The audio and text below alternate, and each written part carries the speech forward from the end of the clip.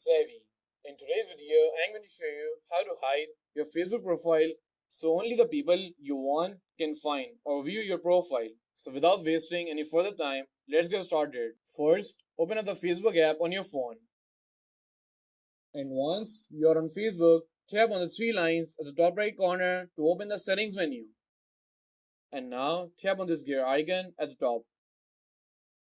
Once you are in the settings and privacy menu, you have to simply scroll down, and here you will see an option that says how people find and contact you in the audience and visibility section. Once you find it, tap on it. And here you will see an option that says who can send you friend requests. Tap on it and simply tap on friends of friends. And now in the second section, you will see an option that says people with your email address. Tap on it and simply select no one. After this, the second option says people with your phone number. Tap on it and select no one again. And lastly, you will see an option that says do you want search engines outside of Facebook to link to your profile? Simply toggle this off.